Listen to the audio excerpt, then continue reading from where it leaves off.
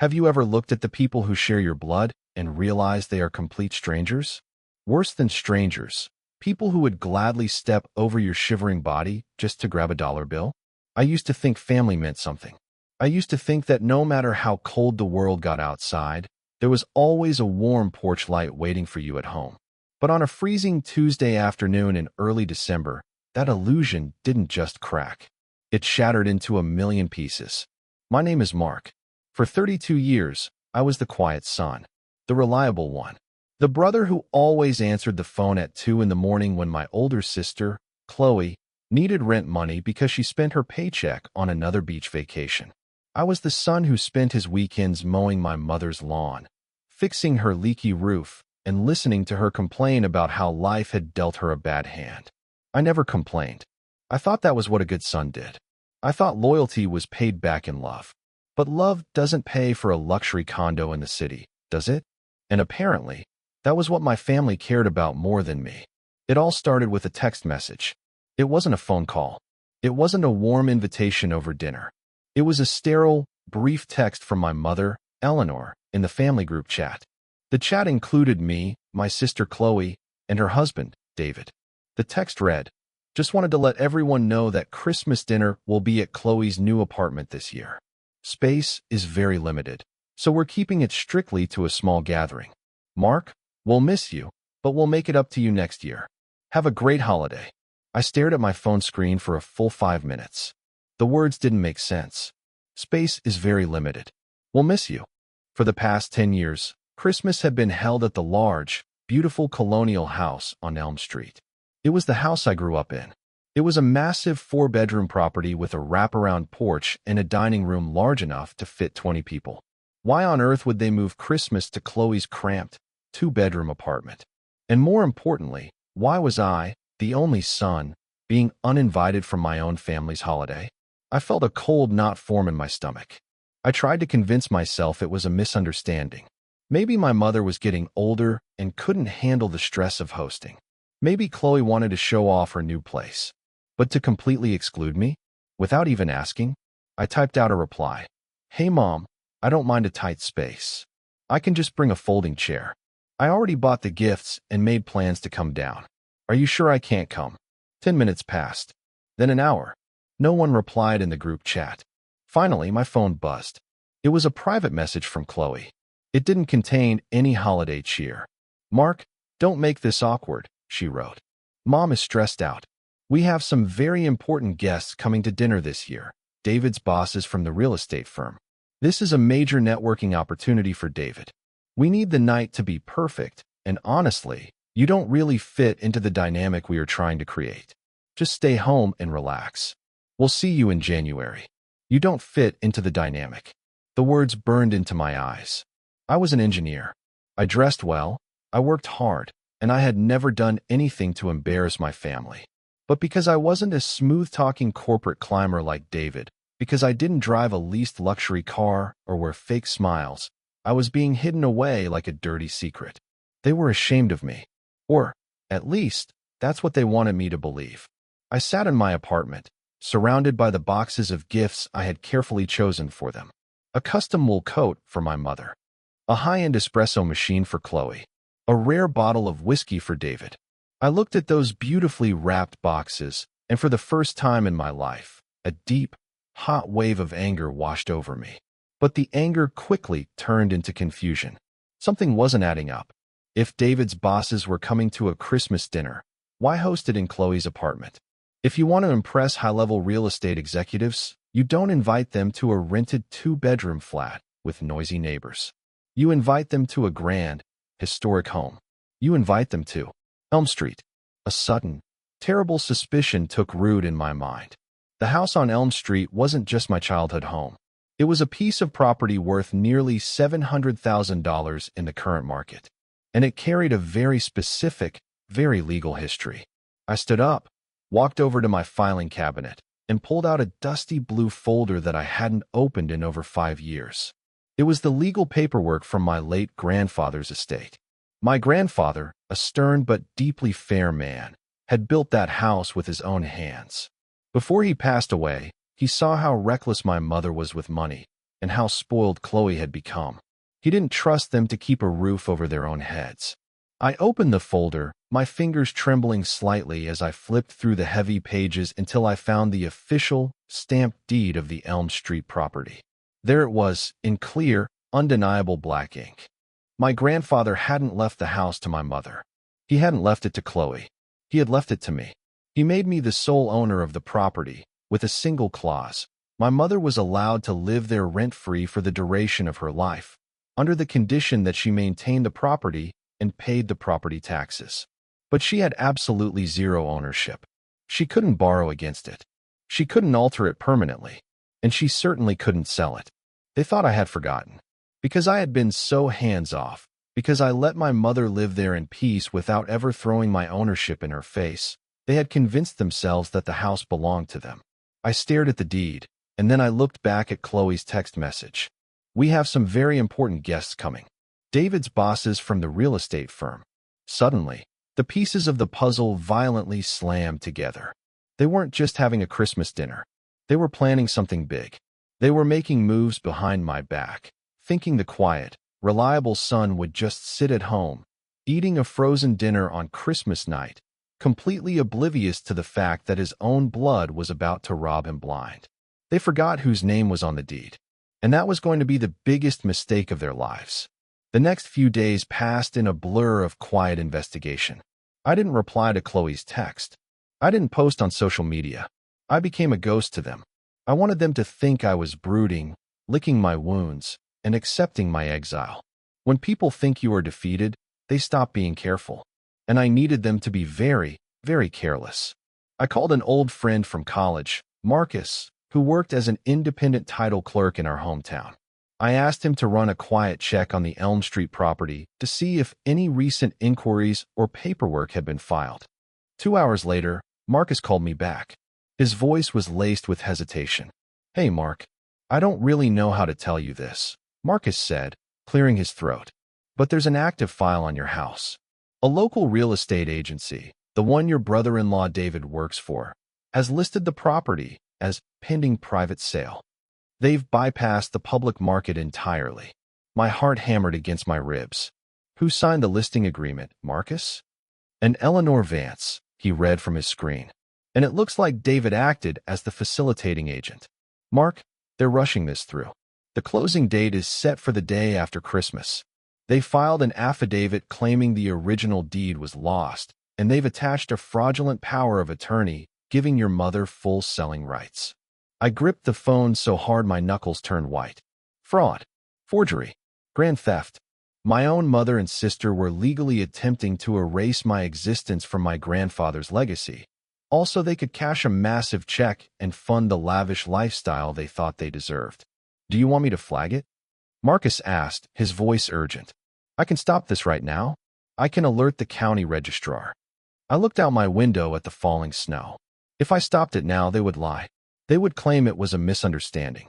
My mother would cry, Chloe would blame David, and they would play the victims. They would say they were just trying to get an appraisal.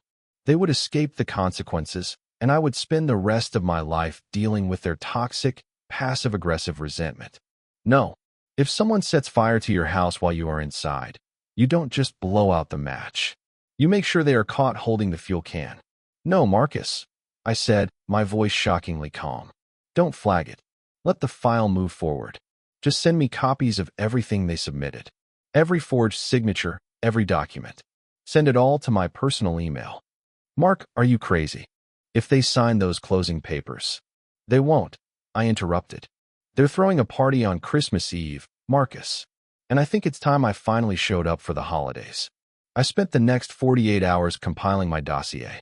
I printed out the original, certified deed from my grandfather's estate. I printed out the certified copies of the forged documents Marcus sent me. I put them into sleek, professional black folders. 3 copies in total. 1 for my mother, 1 for Chloe, and 1 for David's prestigious boss. Through a mutual acquaintance, I managed to find out exactly who this important guest was. His name was Arthur Pendleton, the senior partner of Pendleton and Associates, the most powerful luxury real estate firm in the state. Arthur was a man of old-school principles. He built his multi-million-dollar reputation on integrity, trust, and flawless legal compliance. He despised scandals. If a broker working under him was caught engaging in title fraud and forgery, not only would that broker be fired, but the entire firm could face devastating lawsuits.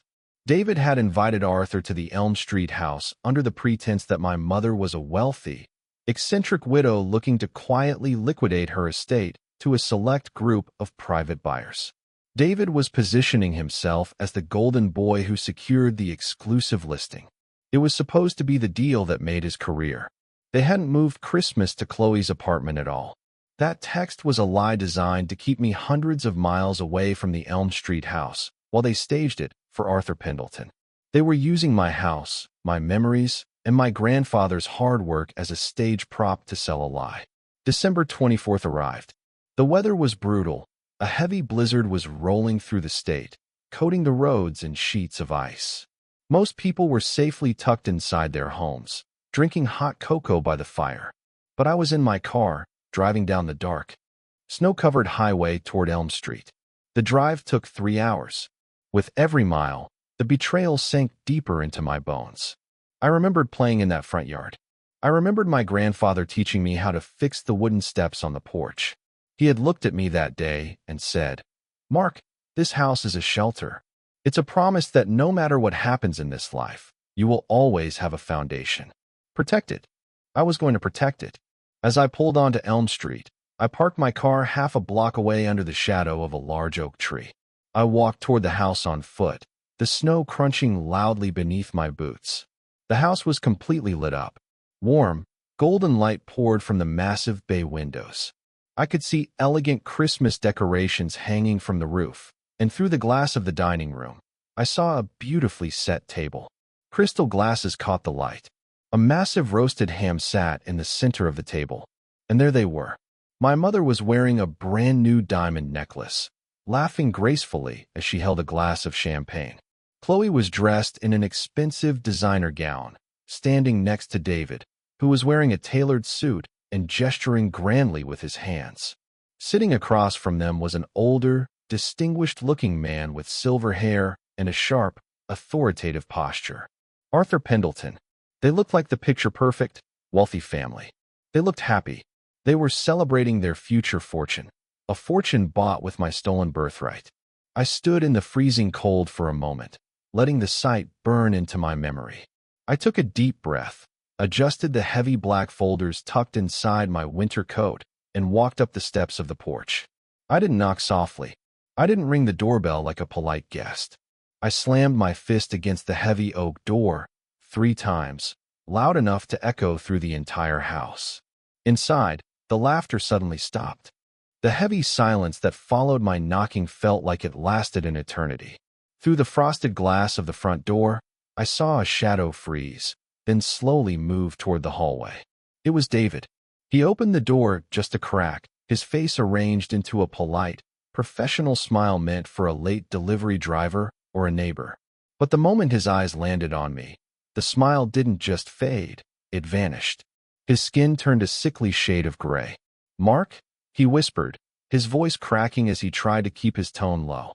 He frantically looked past my shoulder into the dark, snowy street, as if hoping I was just passing by. "What are you doing here?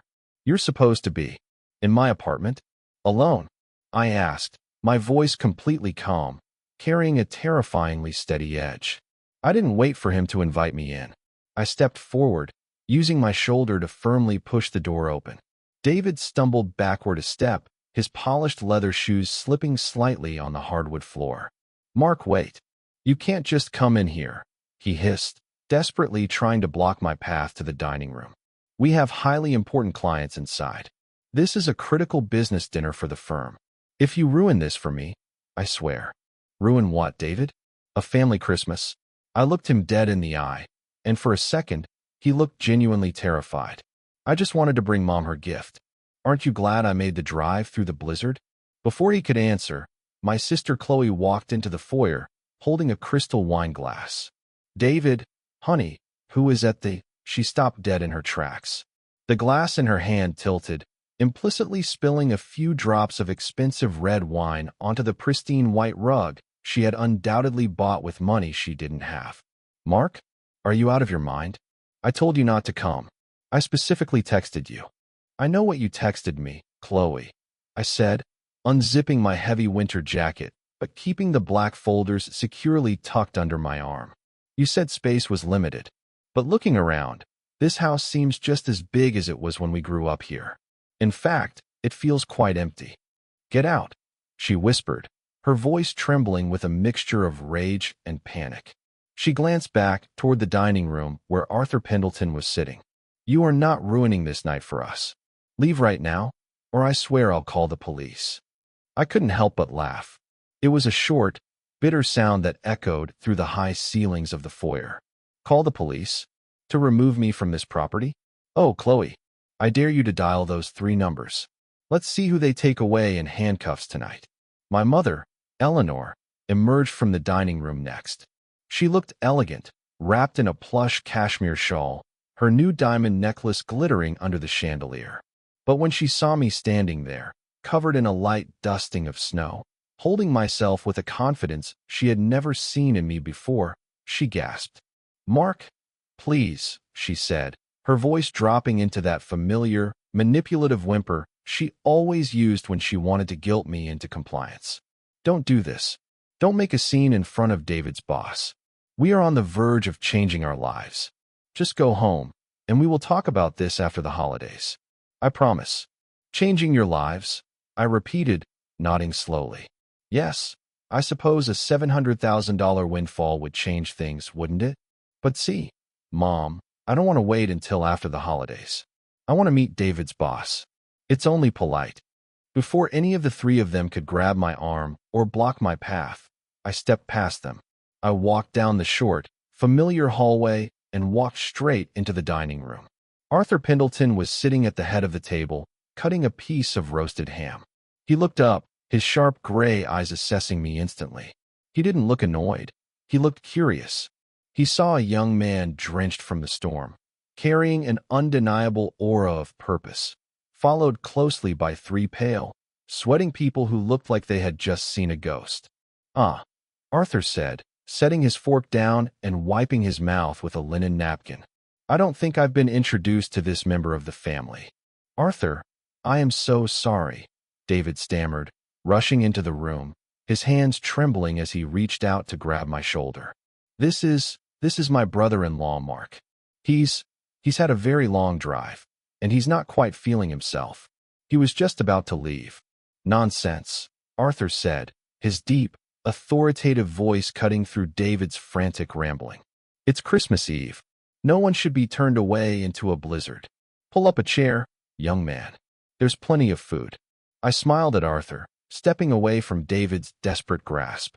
"Thank you, Mr. Pendleton. I think I will sit down. After all, I have a few gifts to deliver."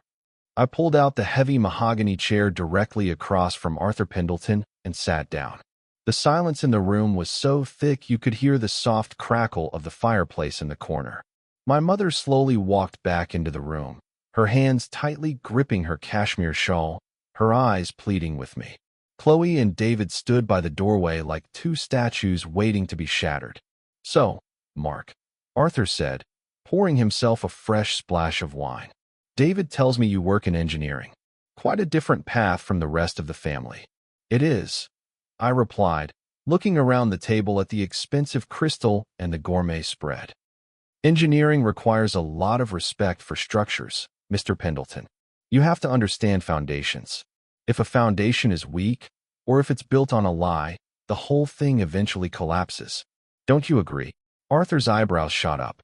He was a master of reading people, and he knew instantly that this wasn't just small talk. A very accurate assessment. In my line of work, a bad foundation can cost millions. That's why we only deal in absolute transparency. "Exactly," I said, "which is why I find this specific dinner so fascinating. David, why don't you come sit down? You look like you're about to faint." David forced a horrific, strained laugh. "Mark, please, let's not bore Arthur with your engineering metaphors. Arthur and your mother were just finalizing some very exciting details about the private sale of this lovely estate. Oh, really? I turned my gaze to my mother. Her eyes darted away instantly. The private sale? Wow. Mom, you never told me you were planning on selling our childhood home. This place has so much history. Grandpa built this with his own hands, remember? Mark, it's too much house for me to maintain anymore. My mother lied, her voice shaking slightly. David was kind enough to find a private buyer through his firm, so we wouldn't have to deal with the hassle of a public listing. How incredibly thoughtful of David, I said, my tone dripping with polite sarcasm. A private sale. No public records until after the closing papers are signed, right? Keeps things nice and quiet. No nosy people asking questions. Isn't that right, David? David stepped forward, his knuckles white as he gripped the back of Chloe's chair. It's just standard procedure for high-value clients, Mark. There's nothing unusual about it. Tell me, Mr. Pendleton, I asked, ignoring David completely and focusing entirely on the older man. When David brought you this property, did he tell you about the current condition of the title? Did he assure you that everything was entirely clear and ready for a quick cash closing on December 26th? Arthur frowned slightly, his sharp eyes darting from me to David, then to my mother. He was beginning to smell smoke. Yes, David provided the preliminary listing agreement signed by your mother, along with a power of attorney. He assured me Eleanor Vance was the sole executive owner of this property. Is there an issue I should know about, Mark? Arthur, please, my brother has always been a bit bitter about family finances, Chloe chimed in, her voice rising in a desperate pitch as she walked over to the table. He doesn't understand how real estate works. Mark, please go to the kitchen. Let us finish our dinner. I understand exactly how real estate works, Chloe, I said softly. I reached into my winter jacket and pulled out the 3 sleek, black folders I had carried through the storm. I laid them gently on the polished wood of the dining table. In fact, I continued, sliding the first folder across the long table until it stopped perfectly in front of Arthur Pendleton. I understand it so well that I brought some light holiday reading for everyone. Arthur Pendleton didn't hesitate. He was a businessman, and his instincts told him that whatever was inside that folder was worth more than the dinner sitting on his plate. He picked it up and flipped it open. David made a sudden, desperate movement forward to grab the folder from Arthur's hands, but I stood up, slamming my hand down on the table with a resounding crash that made the crystal glasses ring. Sit down, David, I commanded. The authority in my voice was absolute. He froze, his face completely drained of color, staring at me with wide, terrified eyes. What is the meaning of this? Arthur asked, his voice dropping into a dangerously low register as his eyes scanned the first page of the document. That, Mr. Pendleton, is the certified copy of my grandfather's original, legally binding deed for this very house, I explained, leaning forward. If you flip to page 3, you will see a very specific clause. The property was left entirely, 100%, to me. Mark Vance. My mother, Eleanor, was granted a life estate, meaning she can live here, but she has zero legal right to alter, borrow against, or sell a single brick of this house. Arthur's face turned into a mask of pure granite. He flipped to the next section of the folder. And if you look at the next document, I continued, my voice echoing in the dead silence of the room, that is a certified copy of the fraudulent affidavit and forged power of attorney that was submitted to your firm's private closing department 3 days ago.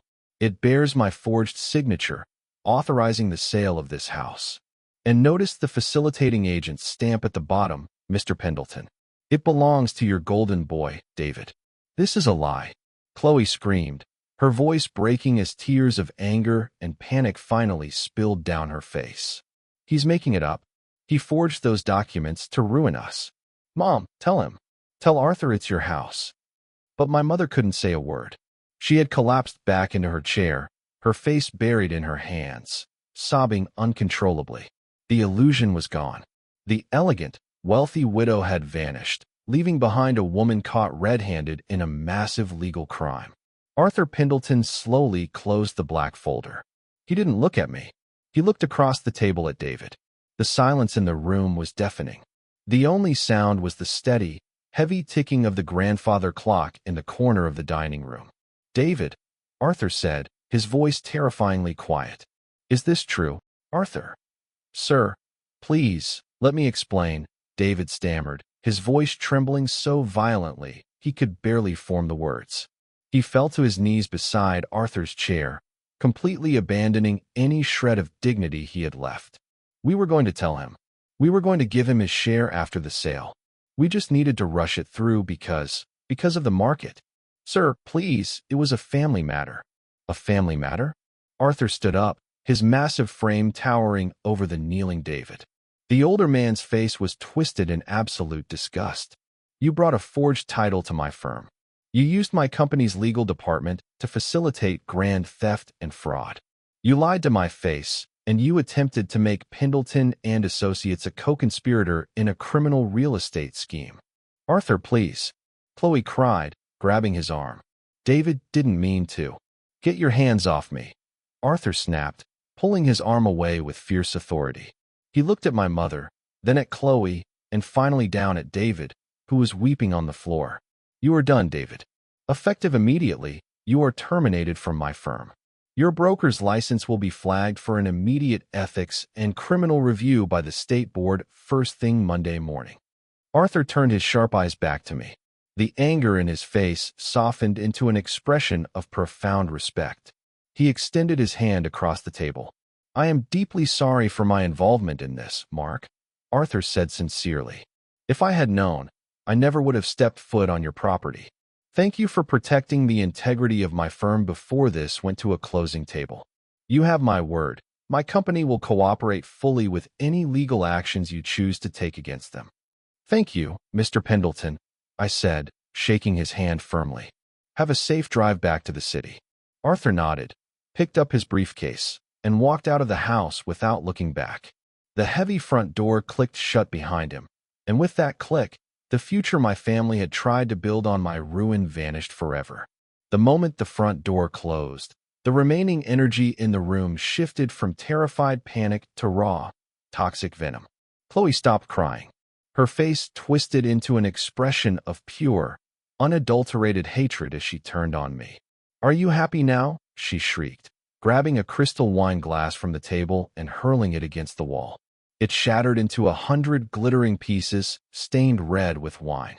"You ruined us. You just destroyed David's career. We are going to lose our apartment. We have nothing, and it's all because you couldn't just stay away." "I ruined you?" I asked, sitting back down in my chair and looking at her with genuine amazement. "Chloe, you uninvited me from Christmas. You lied to me, told me you were having a small dinner at your apartment, just so you could bring a high-end investor into my house and sell it behind my back. You forged my signature on a legal deed. You tried to rob me of my entire inheritance, and you're blaming me because you got caught. You didn't need this house," she screamed, her voice hoarse. "You're an engineer. You make good money. You live in a nice apartment. Mom needed the money. David needed the promotion. You don't care about this family at all. You've always been selfish." It was mind-boggling. The sheer mental gymnastics she was doing to make herself the victim was almost impressive. She genuinely believed that because I worked hard and was financially stable, it gave her the right to steal what was mine. I looked over at my mother, who was still weeping into her hands. "Mom, is that what you think too? That because I don't ask you for money, because I don't complain, it means you can just erase me?" My mother lifted her head. Her makeup was ruined, smudged black streaks running down her cheeks. "Mark, please, we were desperate," she sobbed, her voice weak. "David owed a lot of money to some very bad people. Chloe was deeply in debt. They told me this was the only way. They said you wouldn't mind. They said you loved us enough to help us if we were in trouble. If you were in trouble, you should have asked me," I said, the pain finally cutting through my anger. "I would have helped you. I've spent the last 10 years helping all of you. Every time Chloe needed rent, every time you needed a repair, who paid for it? I did. But you didn't ask for help, Mom. You chose to steal. You chose to treat me like an outsider who didn't matter." David slowly pulled himself up from the floor, leaning against the table for support. He looked broken, his tailored suit wrinkled, his hair disheveled. "What are you going to do, Mark? Are you going to send us to jail? Your own mother? Your own sister?" He was trying to use the family card again. The same card they had thrown in the trash the moment they filed those forged documents. They thought that because we shared blood, I would ultimately protect them from the consequences of their own malice. I stood up, pulling the remaining 2 black folders back toward me. "Jail? No, David. I'm going to let the state licensing board and Arthur Pendleton handle the criminal fraud aspect of what you did. I'm sure the DA will be very interested in those forged signatures," I said coldly. I turned my focus entirely to my mother and sister. But as for this house, the family holidays are officially over. The room went dead silent again. My mother stared at me, her mouth slightly open. What do you mean, Mark? "According to Grandpa's deed, Mom, your life estate is conditional," I said, my voice cutting through the room like a scalpel. "It states clearly that you must maintain the property and ensure its legal security. By attempting to fraudulently liquidate the asset and signing a false affidavit claiming the original deed was lost, you have violated the terms of the trust. You have committed waste and attempted conversion of the property." I stepped closer to her, looking down at the woman who had brought me into this world, but who had ultimately chosen greed over her own son. "I am revoking your life estate, Mom. I am taking full, immediate possession of this house." "You can't do that," Chloe yelled, stepping between me and our mother. "She has nowhere else to go. You're going to throw your own mother onto the street in the middle of winter." "She has 30 days," I replied flatly. 30 days to pack every single memory, every piece of furniture, and every lie she has accumulated in this house. On January 25th, I am changing the locks. If any of you step foot on this property after that date, I will have you arrested for trespassing. "Mark, please," my mother begged, reaching out to grab my hand, but I stepped back, out of her reach. "I am your mother. You can't do this to me. You stopped being my mother the moment you signed your name to a document meant to ruin my life," I said, my voice heavy with a profound sadness. "I loved you. I took care of you. But I will not allow you to destroy me." I walked over to the front door, putting my winter jacket back on. I looked back at the beautiful, golden-lit dining room one last time. The roasted ham was still sitting on the table, cold now. The broken glass lay on the floor, a perfect symbol of what our family had become. "Merry Christmas," I said quietly into the empty hallway. I turned, opened the door, and stepped out into the freezing night. The blizzard was still raging, the wind howling through the old oak trees. But as I walked down the porch steps and toward my car, I didn't feel cold at all. For the first time in my life, I felt completely, entirely free. The next 6 months were a whirlwind of legal battles and harsh realities. True to his word, Arthur Pendleton handed over every scrap of evidence to the state real estate board and the county prosecutor. David didn't just lose his job. His broker's license was permanently revoked, and he was slapped with a massive fine and a 2-year suspended sentence for felony document fraud. To avoid actual jail time, he had to cooperate fully, which meant admitting under oath exactly how the scheme was manufactured. Chloe and David's lifestyle collapsed like a house of cards. Without David's inflated income and with the legal fees piling up, they lost their luxury apartment within 3 months. They had to move into a tiny, cramped rental on the edge of the city, the very type of place Chloe had looked down upon with so much disgust. My mother didn't fight the eviction. She knew she had no legal leg to stand on. On January 24th, I watched from my car as a moving truck pulled out of the driveway of the Elm Street house. She moved into a small senior living community, funded entirely by the small retirement account she had left. I paid for the movers.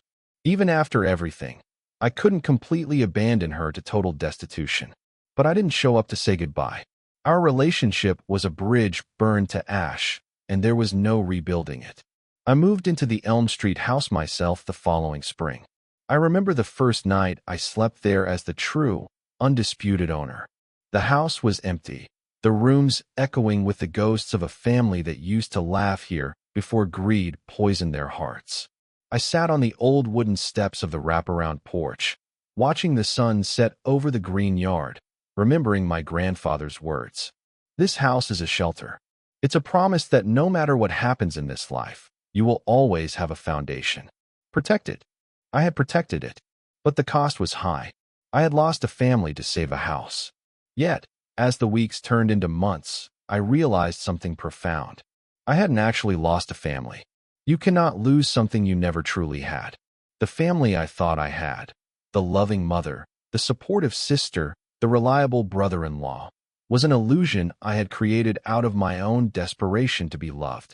The reality was that they were consumers, and I was just the product they used until they found a way to cash me in. Greed is a terrifying thing. It starts as a small desire for comfort, but if left unchecked, it grows into a monster that eats away at honor, loyalty, and blood. It blinds people to the value of the things that actually matter: trust, love, and family, and makes them trade their souls for a piece of paper or a temporary flash of luxury. They left me out at Christmas because they thought I was weak. They thought my silence was compliance, and my kindness was stupidity. They forgot whose name was on the deed. But more importantly, they forgot that a Real foundation isn't built out of wood and bricks.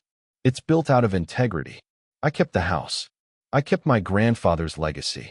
And as for them, they were left with exactly what they deserved: the cold, empty reality of their own reflection.